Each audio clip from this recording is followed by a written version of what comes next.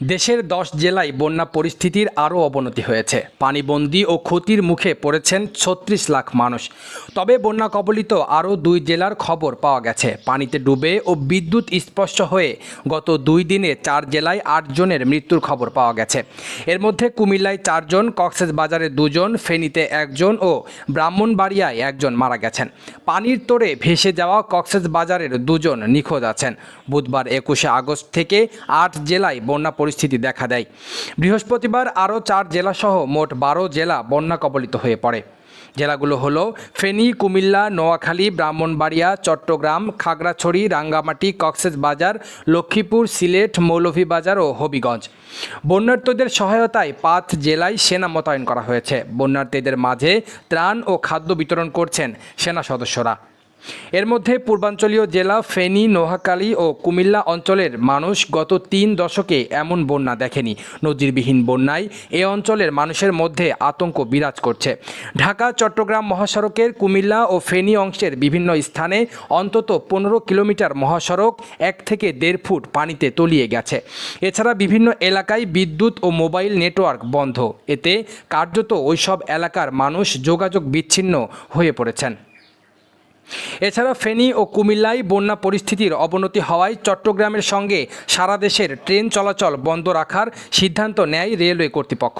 একইভাবে মৌলভীবাজার ও হবিগঞ্জে বন্যা পরিস্থিতির অবনতি হওয়ায় সিলেটের সঙ্গেও সারা দেশের রেল যোগাযোগ বন্ধ রাখা হয়েছে। বৃহস্পতিবার সন্ধ্যায় অন্তর্বর্তী সরকারের প্রধান উপদেষ্টার প্রেস সচিব শফিকুল আলম সাংবাদিকদের জানান, দেশের বন্যা কবলিত জেলা 10টি আর প্রায় 36 লাখ মানুষ বন্যা কবলিত। বন্যায় 2 জনের মৃত্যুর বিষয়টি নিশ্চিত হওয়া গেছে। টেলিযোগাযোগ সংযোগ বিচ্ছিন্ন থাকায় অনেক তথ্য জানা যাচ্ছে না। অন্তর্বর্তী সরকারের উপদেষ্টারা বন্যা কবলিত এলাকা পরিদর্শনে যাবেন বলে জানিয়েছেন প্রধান উপদেষ্টার প্রেস সচিব। বন্যার কারণ সম্পর্কে বলতে গিয়ে শফিকুল আলম জানান, আবহাওয়া অধিদপ্তর ও পানি সম্পদ মন্ত্রণালয়ের তথ্য অনুযায়ী কয়েক দশকের মধ্যে বাংলাদেশে টানা বৃষ্টি হয়েছে। এবার 16 আগস্ট থেকে দেশের বিভিন্ন স্থানে ভারী বর্ষণ শুরু হয়েছিল। আবহাওয়া অফিসের বরাত দিয়ে প্রেস সচিব জানান, শনিবার নাগাদ বৃষ্টি একটু কমতে পারে।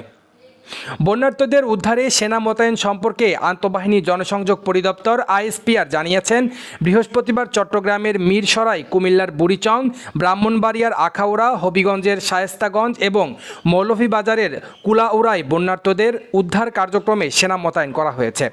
বাংলাদেশের সেনাবাহিনীর 17 পদাতিক ডিভিশন, 24 পদাতিক ডিভিশন এবং 33 পদাতিক ডিভিশনের সেনা সদস্যরা পানিবন্দী মানুষকে নিরাপদ স্থানে সরিয়ে নিতে সহায়তা করছেন। এছাড়াও ফেনী, চট্টগ্রাম, মৌলভীবাজার ও হবিগঞ্জে সেনাবাহিনীর 5টি চিকিৎসা দল সহায়তার জন্য মোতায়েন করা হয়েছে।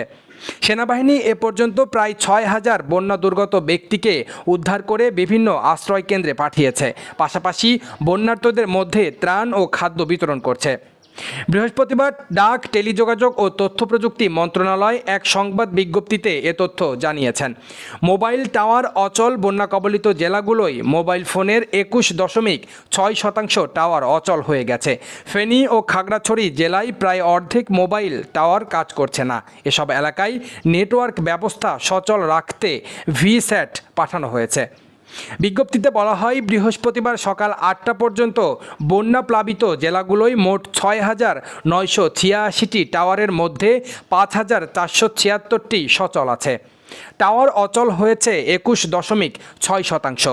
সবচেয়ে বেশি টাওয়ার ক্ষতিগ্রস্ত হয়েছে ফেনীতে। এ জেলার টাওয়ারের 42.4% অচল হয়ে গেছে।